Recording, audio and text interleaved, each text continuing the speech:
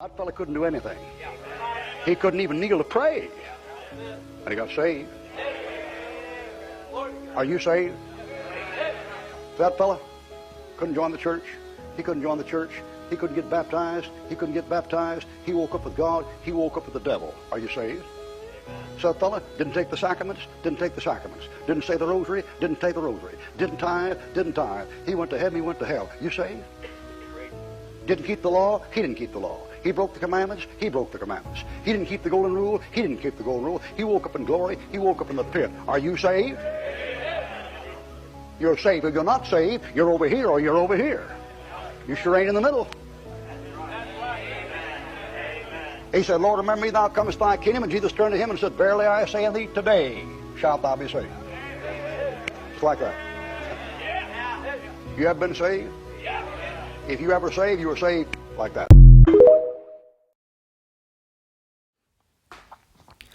All right, in this video, I want to do some TOL, which is thinking out loud. I imagine talking about what I'm going to talk about here might get this video flagged and taken down and probably lose another channel, because whenever I talk about what I'm about to talk about, usually bad things happen, and it's usually I get silenced and censored and further shadow banned when other people are saying the same things I'm saying, and they'll say it louder and with more vigor, more conviction, and they're allowed to do it. But for some reason, if I say something similar or the exact same thing, I get punished for it. And it makes me think of two things. It makes me think of controlled opposition, where the people who are saying the things I'm about to get into, they're there and being used, right? So that's why they're allowed to say the things they're saying. I'm not controlled, so they want to, keep a lid on this, right? They don't want a grassroots kind of thing starting here. And the other thing is that I'm actually Christian. I am a gung-ho fundamentalist, KJV only, Jesus-loving Christian, gospel-preaching Christian. Are saved by faith, or saved by grace through faith, that not of ourselves, a gift of God, not of works, as any man should boast. Right? And since I am like that, and they're trying to get people like me to support a certain group and a certain people and a certain thing, they don't want people like me showing them that they can be Christian and also do the opposite of some of these things. Hopefully I have talked long enough to get past some of the stuff that the algorithm picks up, because from what I understand, they don't go through your whole video unless it's flagged by somebody else or they want to just randomly take a look at it. But if you just post a video, they'll go through the first, I don't know how many minutes, and wait to see if there's anything that flags an interest, right? Certain keywords or phrases and stuff. And then if something triggers it, it will check out everything else. Yeah. So, hopefully I passed that. I'm not sure if I have. Probably not, but I'm just hoping, And pray for me. Pray that, this gets under their radar and gets out to who it needs to get out to. But this is just thinking out loud. There might not be anything to this, okay? It's just a thought. So, the other day, I was looking at the map here, where they have Israel here, and you have the Golan Heights in this area, and then you got the Gaza West Bank, And right here would be Jerusalem. Right, and it looked kind of like this. And they showed how they took over, looked like half of what was Gaza. So now Gaza only has this, when they did have all of this area as well. And a guy from, or gal, I assume it's a guy, from South Africa was saying that there was a bunch of wealthy immigrants coming over from Gaza to South Africa, and the people were upset because they're not even taking care of the people there. They're having all kinds of issues. And I was like, oh, wow. And I don't know the whole detail about that. You know, it just gave me a little bit of a heads up about stuff going on there. So I was thinking about that, and I saw this. And then I saw today that the UN is going to vote on something concerning this situation, right? And when I saw that, I was thinking, I remember people talking about when they want to take the land and they want to divide it. That's when God is going to intervene, right? And it made me think. Right? Because there's some more land over here, you know, next to where like Jordan is and what have you, that is still considered part of what they're calling Palestine, right? We'll just shade it in because it's like split, right? And I was thinking about this, and hear me out on this. The people here in this land that are calling themselves this, they're using a flag that has to do with the star, not of David. There is no such thing. But in the Bible, there's a star of Rephaim, which has to do with Saturn or Satan. And in the scriptures, we also learn about this group called the Synagogue of Satan. People who say they are Jews, but they're not. Right? And, you know, all these things are popping up into my mind. You know, I'm just thinking out loud. You know, I'm not making any claims or any facts being declared here. Right? And I was thinking about this, that this people here claim to be God's people. I'm not saying they're not, right? As far as we are concerned, they are, right? But they openly reject Jesus, right? Their own Messiah, they don't want him, right? And they want to build the third temple. And I believe that's a sign that the rapture is about to happen, right? When they either announce they're going to build it, or they start building it, or when they finish building it, I think right around that time, that's when we're going to go. Because that's why I believe Paul thought the rapture could happen in his day, because Israel was in the land. They had control of Jerusalem. They were occupied, but they had the temple. Everything was set up. Right? You had Israel mixed with Rome, iron and clay mixed. It was all set to happen. But then Israel was taken out. So we have this grace period of 2,000 years. And then Israel is back. But we're told with this fig tree that comes back, it's going to produce leaves but not fruit. Right? It says leaves. And it's going to openly be in rebellion against God as it offered up a red heifer sacrifice, and it's probably going to do 2 or 3 more there. And they're going to be in further rebellion as they're going to rebuild their temple when God's temple is a spiritual temple now, made up of the true believers that he actually dwells in, like he dwelt in the temple. Because he doesn't dwell in temples made by man's hands. He was just using it as an example to help us understand, as a type. And then they're going to start offering up animal sacrifices, and a lot of it obviously for their sins, right? Which is an open rejection of Jesus, right? So this group here that's doing all this, again, against him. And they're pushing for Noahide laws.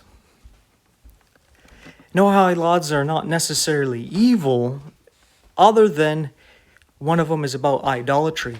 And they say that worshiping Jesus as God, a man, as they just see him as a man, not the physical body that God came in, they see him as just a man. So if you worship him, you're an idolater, even though Jesus is their God. Yod He Vav He, our salvation. That's what his name means, right? The name of their God is Yod He Vav He, right? And so were all these things coming to my mind, I was thinking, what about the people that make up these other groups around Israel, the land that they're taking around them, like Gaza and stuff, such things like that? And I was like, well, we think of Muslims, right? But there's also some, maybe not a whole lot, but there's some Jews among them. But there's also a lot of Christians, right? And the Christians seem to be persecuted by both sides, right? By the Muslims and by the Jews.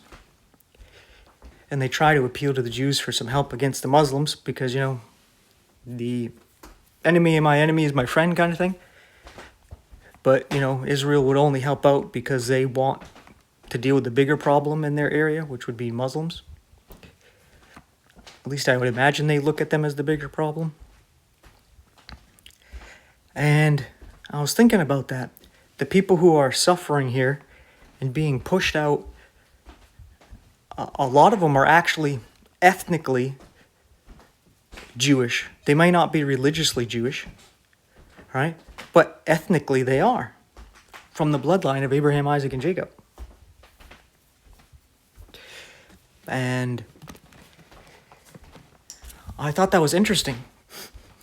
I thought it was interesting because what if what we're doing is actually supporting the opposite, right? We're supporting the opposite, and as they're taking more and more of the land of the people around them, because we're saying, hey, they're God's chosen people. When my whole point of view was saying, hey, you're God's chosen people, wait for your Messiah to come and take the land for you. Which is what a lot of Orthodox Jews actually protest against, is the Zionism. They protest against it, saying, hey, the Messiah is going to come and he's going to conquer the land. What you're doing here is just creating what we call anti-Semitism, right? But they seem to be intentionally trying to create that, to create some kind of chaotic scenario here and pit people on sides to get people to start fighting against each other. But I was seeing, they're taking more land and they're making a vote about basically taking the land. And then the Christians were saying, when they take a vote to say about dividing the land, that's when Jesus is going to start to, call his people up and he's going to return, right? And they act as though, hey, if they decide to side with something like Gaza or Palestine, where I'm not saying they're the good guys in any way whatsoever. I'm not supporting Hamas, right? I'm not supporting them at all, right? And what they're doing. But what if we still got it wrong?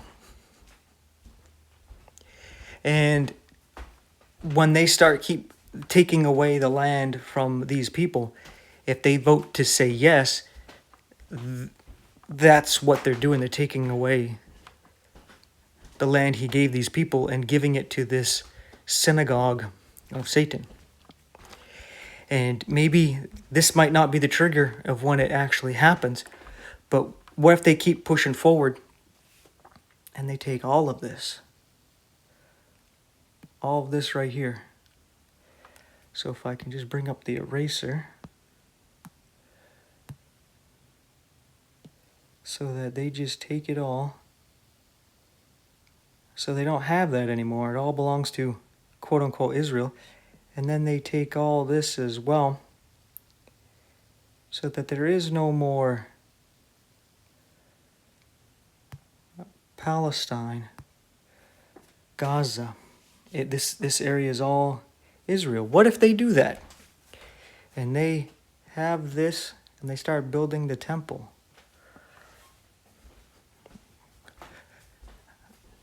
I would think that might be when God says, hey, you took the land I gave these people and you took all of it. And that's when he comes. And this whole time we've been supporting it and pushing it along and even praying for it. What if we were on the wrong side? I'm not saying we are. Right? Because you got to keep in mind, with the side of like Gaza, Palestine, there's a lot of mix, right? Because we think of Muslims and Hamas and all the evil they're doing, right? But they're not all part of Hamas. They're not all part of Islam. Like I said, a lot of them are actually Christian. Few of them are Jews, and ethnically they are Jewish, right? So,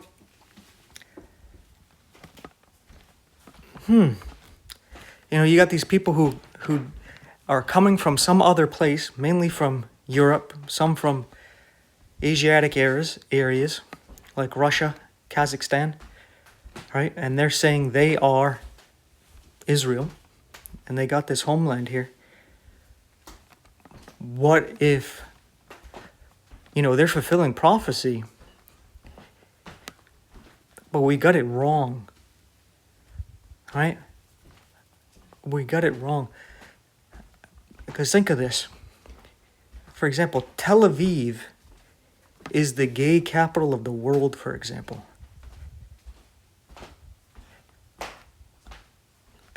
Right?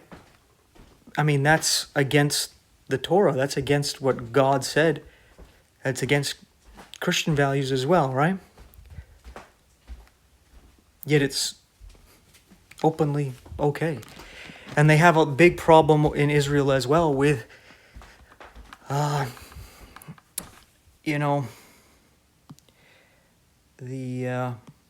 put it backwards, this kind of trafficking of ladies, especially blonde ladies. They get them to have a free trip to Israel to check out these different places, and then they get them caught up into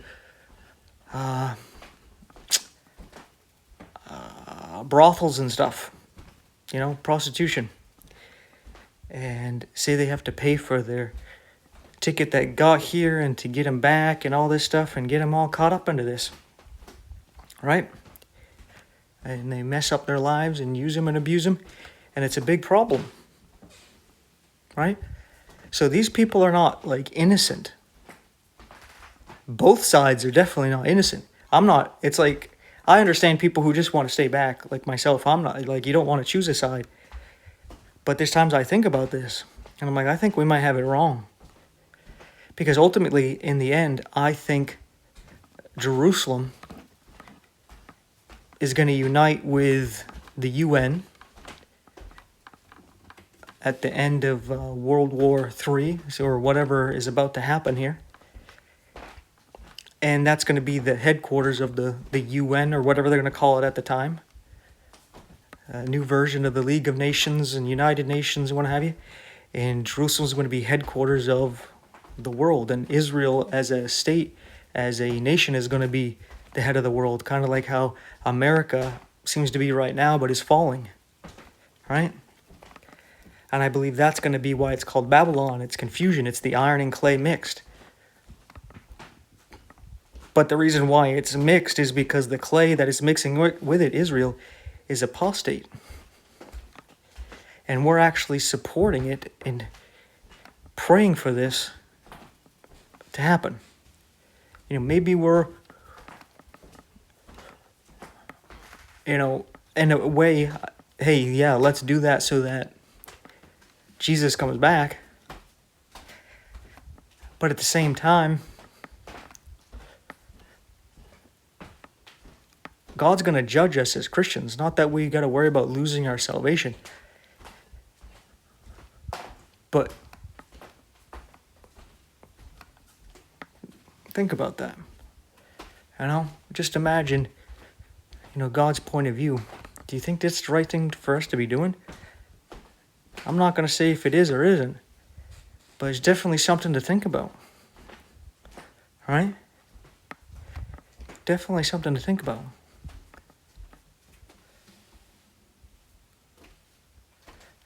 Definitely something to think about.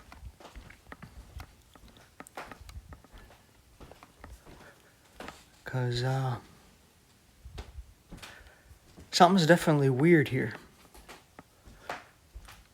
Definitely something a little off. But all in all, if they start building that temple, I think that's when we know it's very soon. Right? I think it's very soon because they could start building it at any time. But until then, we might not go. Right? I think that is one of the main things you should be watching for. We see a lot of things going on in the world that we know it's soon. But until then, I think we should just be patiently watching. I could be wrong on this, but because ultimately we could be taken up, war happens, and then they start building the temple when they bring about, a new peace, right? When that happens, that's how it could work out. We could be taken up right before this big war, which makes a whole lot of sense. But at the same time, we read about the second temple being built, and it was built in troublous times where they had to have a sword in one hand while they had their tools in the other, right? So they could start building it during war. So I think when they start building it, just like when they announced they had the red heifers and they were going to sacrifice the red heifers, all of a sudden that event happened a year or two ago on, October 7th? I think it was a couple years now. That happened, and they said it was because they were going to sacrifice the red heifers. They were going to build the third temple. So if they actually start building it, the people are going to be fighting against it, just like the time they tried to build it the second time, right? So I think that's very key to be watching for and should be our focal point as Christians when it comes to watching for the rapture.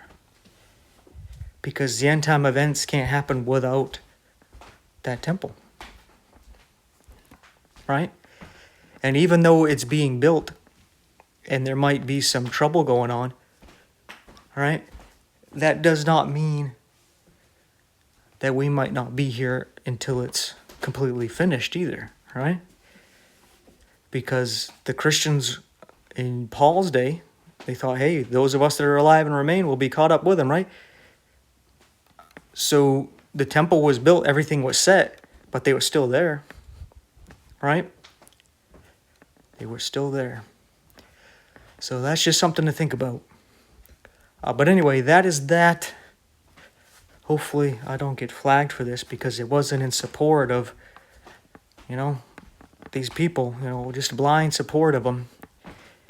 Without question, without any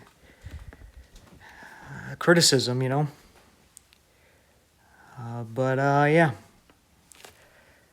I'll go to the splice.